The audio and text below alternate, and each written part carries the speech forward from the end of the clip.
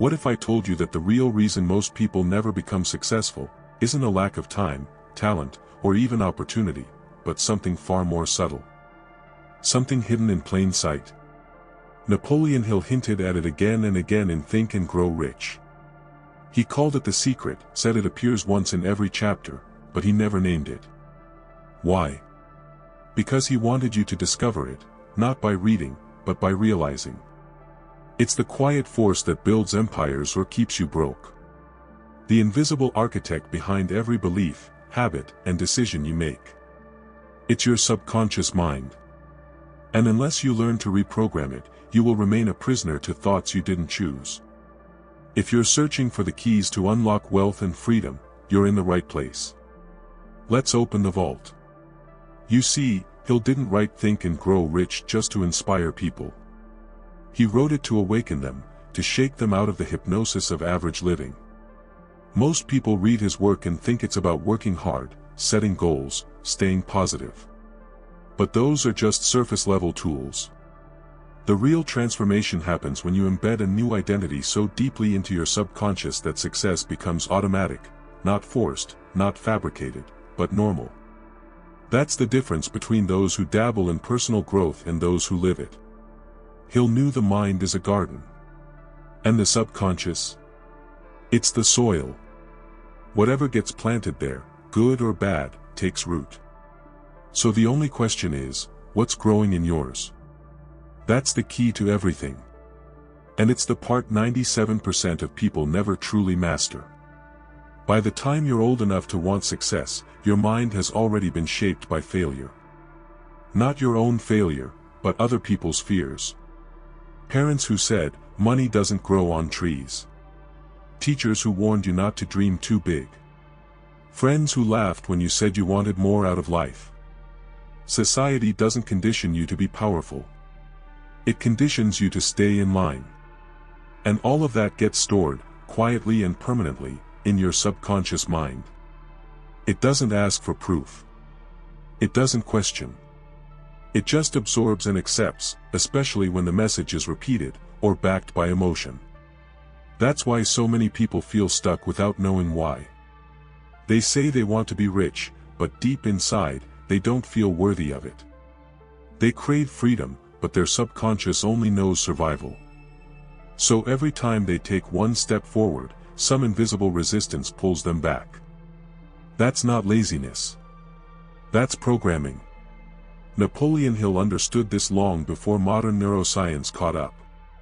He knew that unless you rewire the subconscious, all your conscious efforts, the goals, the vision boards, the hustle, are built on a shaky foundation.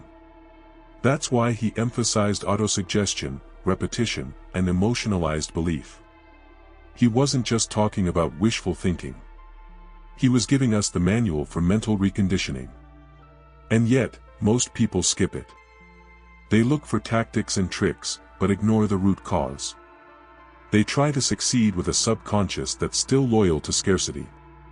And when it doesn't work, they blame themselves, not realizing they're playing a rigged game.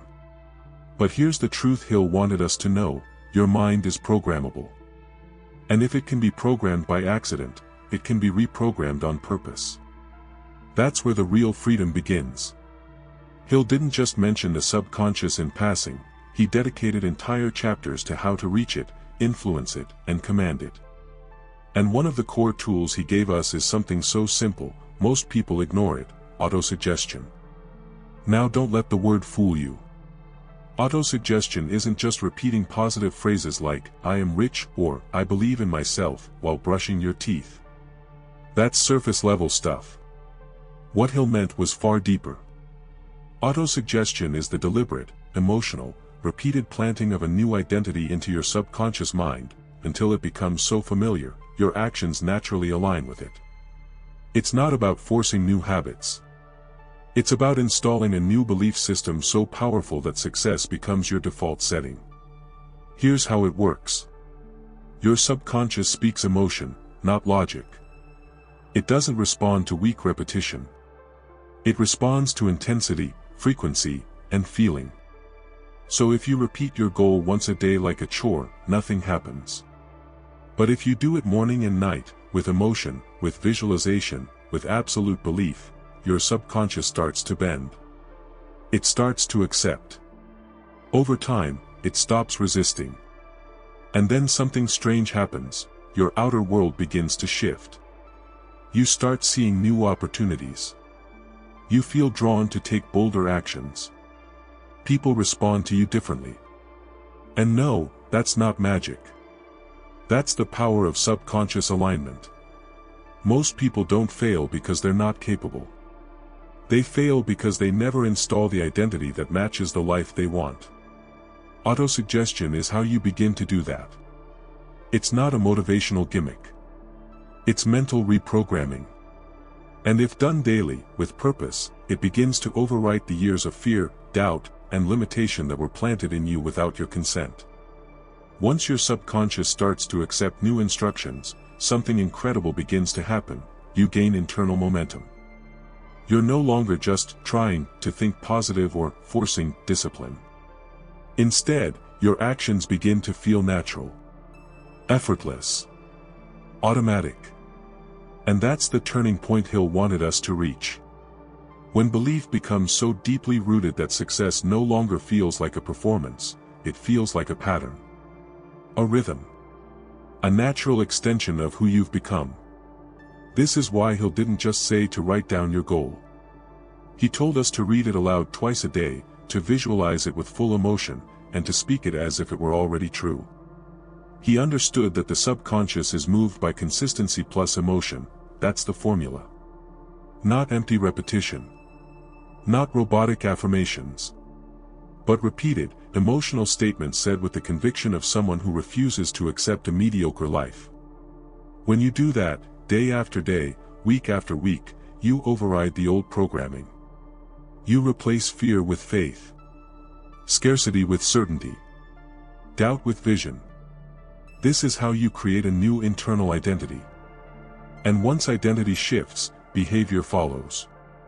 You'll find yourself making better decisions without overthinking. You'll notice you procrastinate less. You'll become more focused, not because you're pushing harder, but because your mind has accepted the new standard. It's no longer foreign to be successful. It's familiar. And when success feels familiar, it becomes easier to attract, easier to maintain, and harder to lose. That's what the top 1% have in common. They don't just act successful. Their subconscious believes success is normal. And that belief, more than any external factor, is what separates those who succeed from those who struggle forever. Here's the part that almost no one talks about, and it's why 97% will never use what Hill taught. There's a silent war happening inside you. On one side is your conscious mind, filled with desire, hope, ambition. You say things like, I want to be wealthy. I want to break free. I want to build something meaningful. And you mean it. But on the other side, buried deep beneath the surface, your subconscious mind is whispering something very different. That's not who you are. What if you fail again? People like you don't make it. And most of the time, that second voice wins. Not because it's stronger, but because it's been there longer. This is why people read every book, attend every seminar, watch every motivational video, and still feel stuck. They're loading new ideas into their conscious mind, but they're running on an old operating system underneath. And when the two are in conflict, the subconscious always wins. Always. Because it controls your emotional state, your habits, your identity. And identity is destiny. Napoleon Hill understood this. He knew that to achieve lasting success, you don't just need new information, you need a new inner world. You have to dissolve the old beliefs, not ignore them. And that takes honesty. It takes looking yourself in the mirror and asking, do I truly believe I deserve this life I'm chasing? Because until the answer is yes, not intellectually, but emotionally, you'll keep finding ways to fall short. Not because you want to, but because your subconscious is still trying to keep you safe. Even if it means keeping you small. This is where most people get it wrong. They think changing their life starts with doing more. More hours, more hustle, more grinding. But Hill knew the truth: you don't start with effort, you start with identity. Because if you see yourself as someone who's trying to become successful, your subconscious will always see success as something outside of you, something separate. Something you don't yet deserve. But when you reshape your identity from the inside out, when you feel like a winner before the world agrees, everything changes. That's why Hill placed so much weight on faith. Not religious belief, but emotional certainty. A deep, unshakable trust in your vision, even before the evidence appears. He said, faith is the only known antidote to failure. Why? Because it allows your subconscious to accept a future reality as if it already exists. And once it believes, it works to create it. Most people think belief comes after results. Hill taught the opposite: results come after belief. And belief is built through repetition. Through emotionally charged thoughts. Through a daily decision to stop identifying with who you were, and start identifying with who you're becoming. This is why autosuggestion isn't just a morning routine, it's mental warfare. You're battling decades of doubt, fear, and scarcity. And every time you repeat your goal, every time you visualize your success, you're not just manifesting, you're overriding the old code. Thought by thought. Word by word. Emotion by emotion. And eventually, a shift happens. Quiet at first, then unstoppable. You begin to act like the person you used to only dream of becoming. That's not motivation. That's subconscious reprogramming. Once the subconscious begins to align with the new identity, something remarkable happens: your outer world starts reflecting your inner changes. It's not coincidence. It's cause and effect. Suddenly, you notice opportunities you would have ignored before. You hear insights in conversations that once passed you by. You get bold ideas that seem to appear out of nowhere. That's not magic, that's alignment. Hill called this mysterious force the sixth sense. A level of awareness, intuition, and mental guidance that kicks in only after you've trained your mind to operate on a higher frequency. You see, when the subconscious is no longer sabotaging your progress, it becomes your most powerful ally. It begins filtering the world in your favor. It notices people, resources, and timing that match your vision. Some call it flow. Some call it intuition. Hill called it infinite intelligence. Whatever you call it, once you tap into it, life starts to feel different. Less resistance. More clarity. Less fear. More faith. But here's the part most people miss: this shift doesn't happen all at once. It's not a lightning strike. It's a process. A slow rewiring. A daily decision to show up differently, to speak differently, to expect more, not from the world, but from yourself. That's why Hill insisted on persistence. Not just in work, but in thought. Because the world doesn't give you what you occasionally want. It gives you what you consistently expect. And when expectation becomes faith, that's when you become magnetic. You start attracting results, people, and momentum that others call lucky. But you'll know it wasn't luck at all. It was the reward of doing the inner work no one else sees. If there's one idea from Napoleon Hill that's almost completely ignored, but arguably the most dangerous, it's this: hypnotic rhythm. He explains it in his lesser-known book Outwitting the Devil. And what he describes isn't just a mental concept, it's a universal law. Hill said that once a person repeats a thought or behavior often enough, it becomes automatic. And once it becomes automatic, it's governed by this invisible force, hypnotic rhythm, which locks you into that pattern. It doesn't matter whether the pattern is productive or destructive. Once the rhythm takes over, it becomes your default state. This is why people stay broke. Why they stay anxious. Why they stay in toxic environments or destructive habits, even when they say they want change. It's not just willpower. It's hypnotic rhythm. They've been subconsciously conditioned to accept struggle as normal, and now their life plays on loop. New year, same problems. New goals, same results. Not because they're not trying, but because the rhythm is stronger than the effort. Hill warned that the only way to escape this trap is through definiteness of purpose and deliberate mental focus. You have to interrupt the pattern before the pattern becomes permanent. That's what autosuggestion does. That's what emotional repetition does. That's what writing your vision every day, repeating it with conviction, and backing it with action does. You're not just hoping anymore, you're rewiring the rhythm. And when you do this long enough, something shifts. You start drifting less and deciding more. You start moving with intention. And most importantly, you stop living from old programming and start designing a new destiny. Because rhythm can either enslave you, or it can set you free. This might be the most important thing you hear today: you are not broken. You are not weak. You are not lazy. You're simply running a mental program that was installed without your permission. And no one ever gave you the tools to update it. That's not your fault, but it is your responsibility. Because now that you're aware, you can't pretend anymore. You can't say, "I don't know why I keep falling back," or "maybe I'm just not cut out for this." No.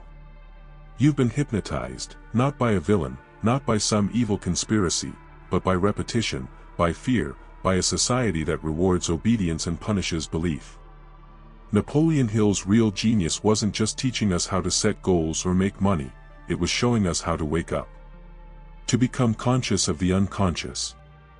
To shine light on the silent decisions being made behind the curtain. The thoughts that say, "Stay small." The habits that whisper, "Play safe." The emotions that say, "You're not ready." Those thoughts are not facts. They're echoes. Ghosts of old voices. And the moment you recognize them as false, you begin to break their power. You don't fix your life by pushing harder. You fix your life by seeing yourself differently. By installing a new identity, one thought at a time. And yes, it takes effort. Yes, it takes repetition. But it works. And when it starts to work, you'll wonder why no one taught you this sooner. Why it's not in schools. Why it's not on the news. But the truth is, most people aren't ready to hear it. Most people will live and die without ever questioning the script they were handed. But you're not most people. So now you know. The real secret wasn't hidden in some secret step or clever formula. It was hidden inside you, in the one place most people never look. And now that you've seen it, you can't unsee it. You can't go back to living as if your subconscious isn't shaping your entire reality. Because it is. Every belief you hold, every decision you make, every emotion you feel, it's all filtered through that silent force. And until you take control of it, you'll always feel like you're fighting yourself. That's why most people live with anxiety, self-doubt, procrastination, confusion. It's not that they're lost. It's that they're misaligned. Their subconscious is working against their desires. But here's the power: you can change it. You can rewire it. You can reclaim the steering wheel of your life. Hill gave us the blueprint. The question is, will you use it? Will you do what 97% won't? Will you repeat your vision until your subconscious accepts it? Will you flood your inner world with belief until it becomes unshakable? That's the test. And the reward is everything. This is not about motivation. This is about transformation. You've just been handed a key most people ignore. And now, the vault is open. The door is in front of you. But no one's going to push you through it. That part is on you. So take the first step. Rewrite the story. Plant new beliefs. Live from the future you, not the past you. Because everything you want is waiting on the other side of who you think you are. This is one key, but if you want the whole vault, subscribe.